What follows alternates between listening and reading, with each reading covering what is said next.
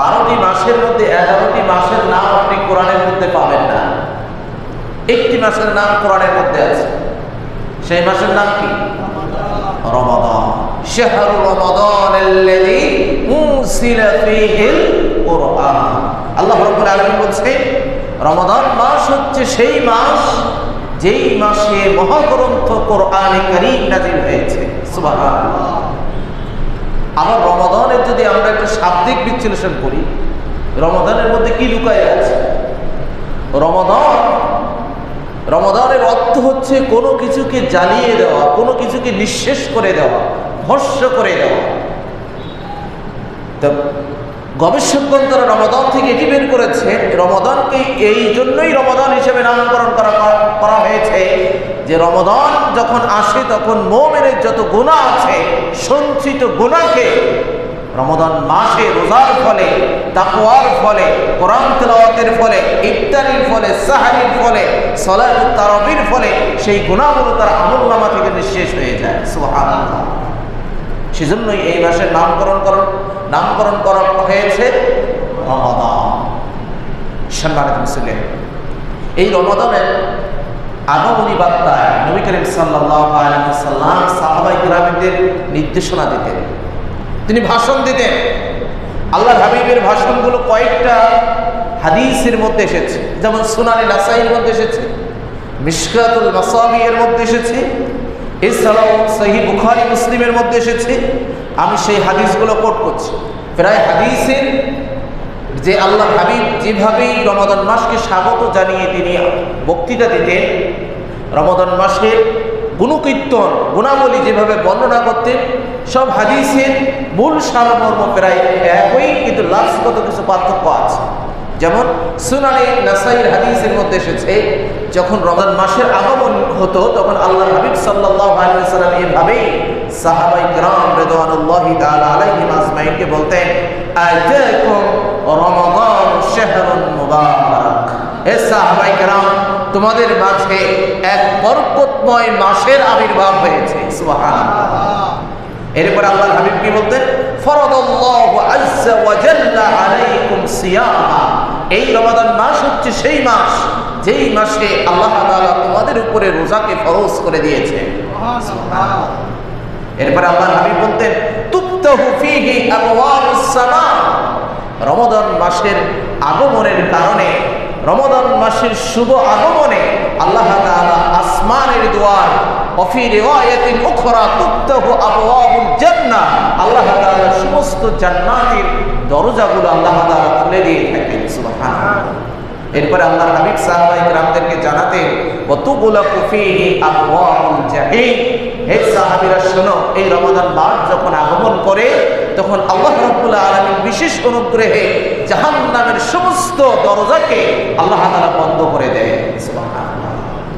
সম্মানিত মুসলিম, ওয়া তুবাল্লু ফীহি মারাদাতুশ শায়াতিন। এই রমাদান মাসের আগমন যখন হয় তখন আল্লাহ তাআলা অভিশপ্ত ইবলিসকে আল্লাহ তাআলা শৃঙ্খলাবদ্ধ করে দেয়, যাতে আমার মুমিন বান্দা স্বচ্ছন্দে বিনা ওয়াসওয়াসায় তারা সুন্দরভাবে এই রমাদান মাসটা অতিক্রম করতে পারে। সুবহানাল্লাহ। এটি হচ্ছে রমাদান মাসের বিশেষ বৈশিষ্ট্য।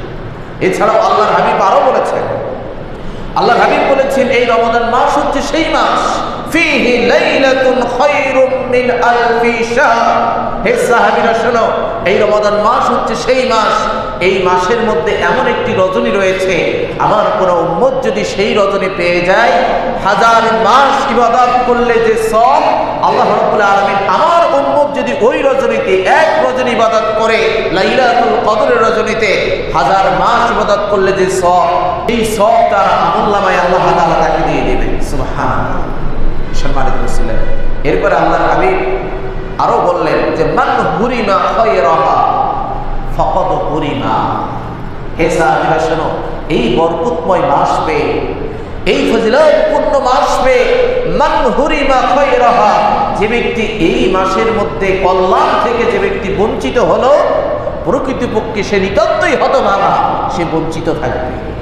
সেই জন্য রমাদান মাসের গুরুত্ব ফজিলত আগে বুঝতে হবে আমাদের। সম্মানিত মুসলিম, ইসলামের মূল স্তম্ভ কয়টি? 5টি। প্রথমে কি? লা ইলাহা ইল্লাল্লাহ। এরপরে ওয়া ইকামিস সালাত, তারপরে কি ওয়া ইতাইজ যাকাত ওয়াল হজ ওয়া সাওম রমাদান। রমাদান স্তম্ভের মধ্যে একটি হচ্ছে রমাদান মাসে রোজা রাখা। এটি আপনার আমার উপরে কি ফরজ। এক মাস রোজা রাখা আল্লাহ তাআলা আমাদের উপরে ফরজ করেছেন। এছাড়াও নবী করিম সাল্লাল্লাহু আলাইহি ওয়াসাল্লাম অপর হাদিসে ঠিক এর অনুরূপ ভাষণ দিয়েছেন, কিন্তু লফজগত শাব্দিক কিছু পার্থক্য আছে, যেটি সহিহ বুখারী মুসলিমের হাদিসের মধ্যে এসেছে। মিশকাতুল মাসাবির মধ্যে সালমান আল ফারিসি রাদিয়াল্লাহু তাআলা থেকে যে হাদিসটি এসেছে, সে হাদিসের বর্ণনা সূত্র নিয়ে কথা আছে, সেজন্য আমি সেই হাদিসটি উল্লেখ করছি না। সম্মানিত মুসল্লিয়ান, এই রমাদানের আগমনী বার্তায় আল্লাহর সৃষ্টি ফেরেশতারা তারা কি বার্তা দেন আমাদের জন্য, সেটিও হাদিসের মধ্যে এসেছে। সুনানে নাসাঈর হাদিসের মধ্যে এসেছে, রমাদান মাস যখন আগমন করে তখন আল্লাহর ফেরেশতারা ডেকে ডেকে বলতে থাকে, ইয়া বাগিয়াল খায়রি আকবিল ওয়া ইয়া বাগিয়াশ শাররি আকসির। হে পুণ্যবান আত্মা, হে পুণ্যবান ব্যক্তি, পুণ্য কামাইকারী ব্যক্তি, তুমি আরো বেশি দিনের পথে, ইসলামের পথে, সওয়াবের পথে, কল্যাণের পথে আরো বেশি অগ্রসর হও, আরো বেশি এগিয়ে যাও, কেননা এটাই হচ্ছে তোমার জন্য সুবর্ণ সুযোগ। সুবহানাল্লাহ। তারা রমাদান মাস দেখে দেখে ফেরেশতারা বলতে থাকে, আর কি বলে, ওয়া বাগিয়াশ শাররি আকসির। হে পাপিষ্ঠ ব্যক্তি, তোমার পাপকে স্টপ করে দাও, কারণ এই বরকতময় মাস পেয়ে এখনো তুমি পাপ করার মতো এই দুঃসাহস দেখিও না। আল্লাহর ফেরেশতারা প্রতি রমাদানে এভাবে ডেকে ডেকে বলতে থাকে, ইয়া বাগিয়াল খায়রি আকবিল। ও হে ভালো কাজ করেনেওয়ালা, যে ভালো কাজ করতে চাও, নিজের কল্যাণ করতে চাও, সে বেশি বেশি নেক কাজ করো, বেশি বেশি ভালো কাজ করো, কারণ এই রকম বরকতময় মাস আর তুমি জীবনে নাও পেতে পারো। আবার যে খারাপ কাজ করে তাকে ডেকে ডেকে বলেন যে এই বরকতময় মাসে তুমি পাপ করার মতো দুঃসাহস করো না। এভাবে আল্লাহর ফেরেশতারা ডেকে ডেকে বলেন। এবং এই রমাদান মাস হচ্ছে সেই মাস যে মাসে আল্লাহ তাআলা অসংখ্য বনি আদমকে, পাপিষ্ঠ ব্যক্তিকে জাহান্নাম থেকে মুক্তি দিয়ে আল্লাহ তাআলা জান্নাতবাসী করবেন। সুবহানাল্লাহ। আবার সাহাবায়ে কেরাম বললেন, হে আল্লাহর রাসূল, এটি কি শুধুমাত্র লাইলাতুল কদরের রাতে হবে? আল্লাহর হাবিব বললেন, না, শুধু লাইলাতুল কদরের রজনীতে না, রমাদানের প্রতি রাতেই আল্লাহ তাআলা অসংখ্য জাহান্নামীকে মুক্তি দিয়ে জান্নাতবাসী করে থাকেন। সুবহানাল্লাহ। এটি রমাদানের একটি বিশেষ বৈশিষ্ট্য, যেটি আমাদের সম্মুখে আসতেছে। সেজন্য সম্মানিত মুসল্লিয়ান, আল্লাহর হাবিবের একটি পরিচিত হাদিস আছে, যেটি সহিহ বুখারীর মধ্যে এসেছে। নবী করিম সাল্লাল্লাহু আলাইহি ওয়াসাল্লামের পরিচিত সাহাবী হযরতে আবু হুরায়রা রাদিয়াল্লাহু তাআলা আনহু, সাহাবায়ে কেরামের মধ্যে সবচেয়ে বেশি হাদিস যিনি বর্ণনা করেছেন, সেই সাহাবীর নাম কি? হযরতে আবু হুরায়রা। 5374টি হাদিস বর্ণনা করেছেন তিনি। হযরতে আবু হুরায়রা রাদিয়াল্লাহু তাআলা তিনি বলছেন যে আমি দেখলাম আল্লাহর হাবিব একদিন মসজিদে নববীর মেম্বারে তিনি আরোহণ করলেন। আরোহণ করার পরে আল্লাহর হাবিব 3 বার বললেন, আমিন আমিন আমিন। আবু হুরায়রা বলছেন, আমি সচরাচর আল্লাহর হাবিবকে এমন করতে কখনো দেখি নাই, কিন্তু ওই দিন দেখলাম আল্লাহর হাবিব মসজিদের মেম্বারে আরোহণ করলেন, তিনি 3 বার বললেন কি, আমিন আমিন আমিন, কোনো কারণ ছাড়া। তখন সাহাবীরা আল্লাহর হাবিবকে প্রশ্ন করলেন, ইয়া রাসূলুল্লাহ, মা কুনতা তাসনাউ হাদা? আল্লাহর হাবিব, আপনি এমনটি কেন করলেন? এই যে আমিন আমিন বললেন, সচরাচর কোনো কিছু ছাড়াই আপনি আমিন বললেন। ফাকাল, আল্লাহর হাবিব বললেন, ক্বালা লি জিবরিল রাগিবা আনফু আবদিন আদরাকা আবাওয়াইহি আও আহাদাহুমা লাম ইউদখিলহুল জান্নাহ।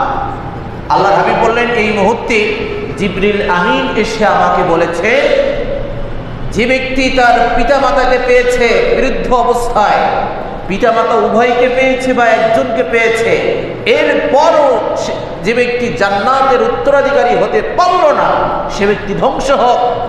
আমি তার উত্তরে বলেছি আমিন।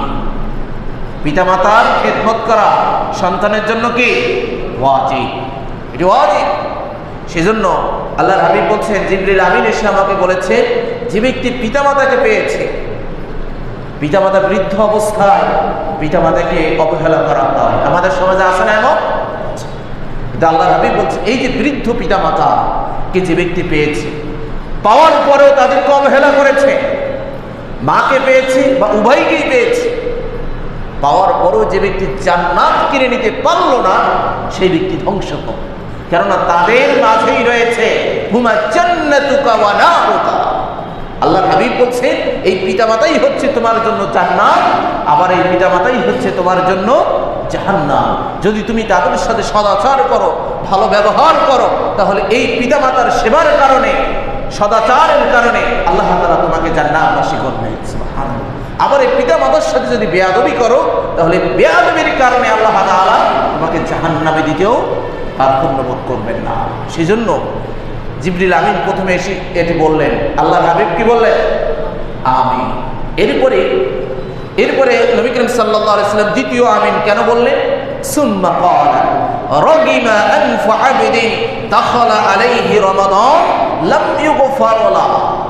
আল্লাহর হাবিব বলছেন এই মুহূর্তে জিবরিল আমিন এসে আমাকে বললেন, আল্লাহর হাবিব, যার কাছে রমাদান মাস এসেছে, যার কাছে রমাদান মাস এসেছে অথচ সে নিজের গুনাহ মাফ করাই নিতে পারলো না, সেই ব্যক্তি ধ্বংস হোক। আর আল্লাহর হাবিব কি বললেন? আমিন। এখন চিন্তা করেন, রমাদান মাস পাওয়ার পরেও যদি আমরা অন্যান্য মাসের মতো রমাদান মাসকে মনে করি, তাহলে তো আমরা নিশ্চিত আল্লাহর হাবিবের এই দোয়ার মধ্যে, বদদোয়ার মধ্যে পড়ে যাব, আমরা ধ্বংস হয়ে যাব। লাম ইউগফার লাহু। আল্লাহর হাবিব বললেন আমিন। এরপর আল্লাহর হাবিব আরেকটা আমিন কি জন্য বললেন? রাগিমা আনফু ইমরিইন যুকিরতা ইনদাহু ফালাম ইউসাল্লি আলাইহি। আল্লাহর হাবিব বলছেন যে ব্যক্তির সম্মুখে আমি নবীর নাম উচ্চারণ হয়েছে কিন্তু সে আমার উপরে দরুদ পড়ে নাই, সেই ব্যক্তি ধ্বংস হোক।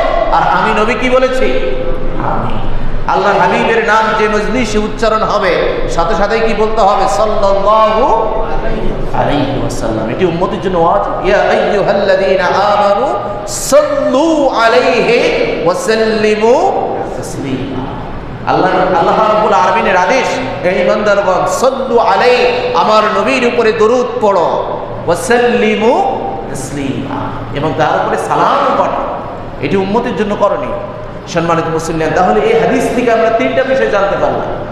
এক নাম্বার, যাদের বৃদ্ধ পিতামাতার সেবা করে না, বৃদ্ধ পিতামাতাকে যারা অবহেলা করে তারা ধ্বংস হবে।